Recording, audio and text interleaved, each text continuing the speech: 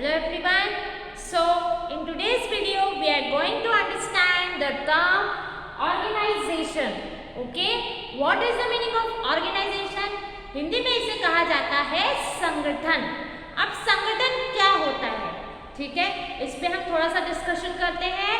When two or more than two people are coming together for achieving a common objective of a business, it is known as an organization. Is this clear? Hindi में इसे कहा जाता है जब दो या दो से अधिक लोग मिलकर के किसी सामान्य उद्देश्य और यू कैन से व्यवसाय के सामान्य उद्देश्य की प्राप्ति के लिए एकत्रित होते हैं, उसे कहा जाता है संगठन. आई बात ध्यान में आपको, ठीक है. तो अब हम समझेंगे सामान्य उद्देश्य की प्राप्ति करने के लिए क्या किया जाता है. What are an essential elements of an organization. मैंने क्या कहा, इट इज व्हेन टू और more than two people, it means that it will be a group of people, right. मतलब ये लोगों का एक समूह होता है. Examples of an organization: school, colleges, bank, these all are insurance company, ठीक है. these all are an examples of an organization, ठीक है.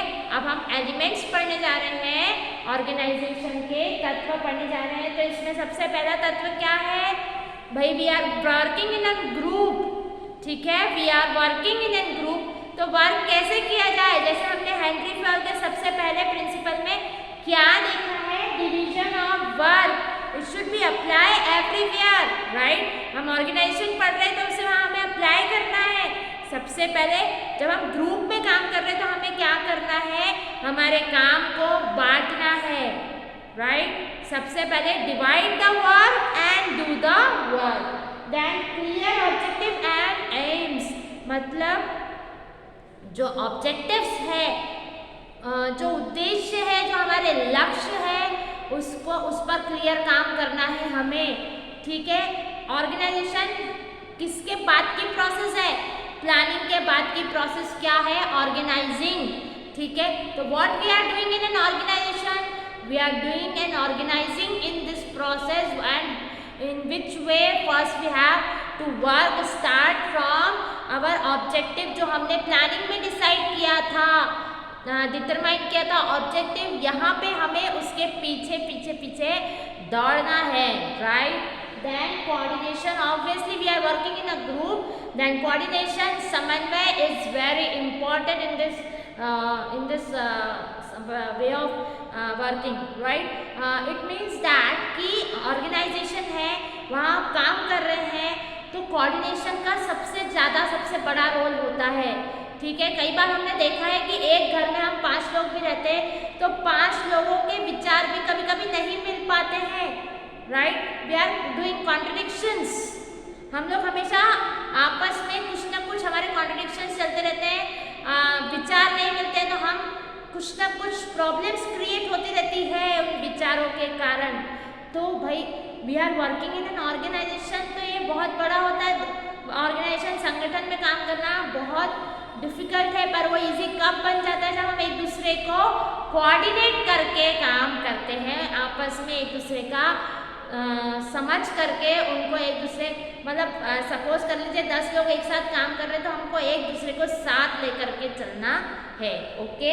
Then authority and responsibility. Authority and responsibility हमने हेनरी फ्योल के प्रिंसिपल्स में भी देखी है.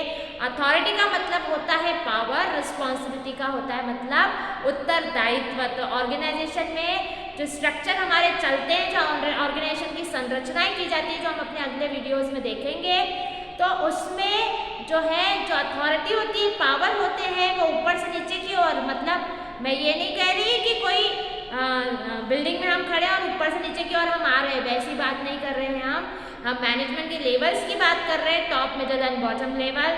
सो authority comes from top to middle and middle to bottom. And responsibility मतलब ऊपर से जब नीचे वो आ रही है तो वो आपकी रिस्पॉन्सिबिलिटी बन रही है. और रिस्पॉन्सिबिलिटी जब पूरी हो जाती है तो it goes from bottom to middle and middle to top. Okay, then communication. Communication is very important element of an organization. What is the meaning of communication? इसका मतलब होता है संप्रेषण, राइट? ठीक है, इसका मतलब होता है संचार। मतलब इजी मतलब क्या होता है इसका कि आपकी बात दूसरे तक पहुंचना चाहिए, right? We are working in an organization and we are working in 3 levels, that is top, middle and bottom. 3 levels में हम लोग काम कर रहे हैं ना, तो अगर तीनों levels में properly communication नहीं होगा, मतलब टॉप की बात अगर मिडल को समझ में नहीं आ रही, मिडल की बात अगर बॉटम लेवल को समझ में नहीं आ रही है, तो how it is possible to coordinate with each other. दोनों सी का सबसे बड़ा रोल होता है ऑर्गेनाइजेशन में। अगर प्रॉपरली कम्युनिकेशन नहीं हो रहा है तो coordination will be very difficult for an organization. So be prepare, be understand what is coordination, what is communication. Okay students, the next one is the objectives और गोल्स पर हम बात कर रहे हैं। हमारे उद्देश्य और गोल, लक्ष्य मतलब क्या है ऑर्गेनाइजेशन के। तो सबसे पहले क्या है, facilitate growth and diversification. Facilitate growth मतलब जो ऑर्गेनाइजेशन में हम काम कर रहे हैं, ऑर्गेनाइजेशन का पूरा जो हम कंसेप्ट बना रहे हैं, सीख रहे हैं, उससे हमें क्या फायदा मिल रहा है, उसका ऑब्जेक्टिव क्या है कि ऑर्गेनाइजेशन को हमें ग्रोथ की तरफ लेके जाना है। Why we are following these elements? We are following these elements to facilitate growth and diversification। मतलब डाइवर्सिफिकेशन, अगर हम काम कर रहे हैं और हमें हमारे ऑर्गेनाइजेशन को ग्रोथ की तरफ और आगे लेकर के जाना है, तो हमें हमारे काम करने के पैटर्न में थोड़े से चेंजेस करने होते हैं, राइट? इट मीन्स दैट हमें कुछ अपना डाइवर्सिफाई करना पड़ता है, तो जाकर के आप मार्केट में मार्केट लीडरशिप हासिल कर सकते हैं। So that's why it facilitates growth and diversification. Then it permits optimum use of resources. ठीक है, resources like man, machine, material, money and method. ठीक है, which we had learn earlier also. So ये क्या है, ये फैसिलिटेट करता है कि जितने भी रिसोर्सेज हमारे पास है उसका हम ज़्यादा से ज़्यादा उपयोग कर सके, because we are working in an top, middle and bottom level, that is we are delegating our authority. हम लोग हमारे श्रम का विभाजन करते हैं, हम लोग हमारा डिविजन ऑफ वर्क, लाइक हम काम को बांट करके काम करते हैं। तो काम को बांट करके काम करते हैं, व्यक्ति को उसके स्पेशलाइजेशन के हिसाब से काम दिया जाता है। तो ये क्या होता है इस केस में, permits optimum use of resources. ठीक है, इट फैसिलिटेट एडमिनिस्ट्रेशन। एडमिनिस्ट्रेशन मतलब कि प्रशासन होता है, तो प्रशासन को और अच्छा बनाने में ऑर्गेनाइजेशन प्रोसेस जो होती है वो हेल्प करती है। किस तरीके से हेल्प करती है भाई, मैनेजमेंट, जब मैनेजमेंट है वो प्रॉपरली इन एलिमेंट्स के थ्रू हो रहा है, इन एलिमेंट्स के थ्रू मैनेजमेंट हो रहा है, तो only that reason is that it facilitates administration.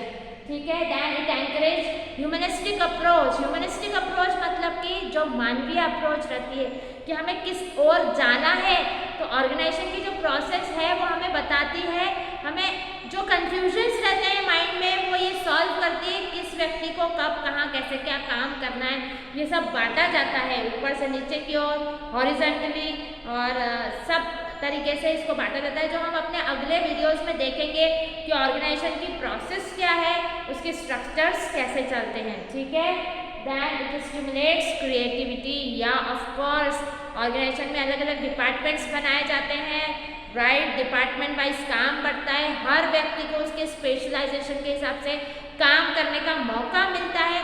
तो वो क्या करता है, हर व्यक्ति ये सोचता है कि मैं अपना अच्छा दूं अपने ऑर्गेनाइजेशन को, जिससे कि हमारा जो कॉमन ऑब्जेक्टिव है वो पूरा हो सके। तो वो क्या करता है, अपनी क्रिएटिविटी को निखारने की कोशिश करता है, वो अपने दिमाग, उसकी बौद्धिक प्रक्रिया चलने लगती है, उसकी स्किल्स वहाँ पे जो उसके अंदर है वो बाहर आती है। So in this way we had completed elements and objective और goals of an organization. Okay students, thank you.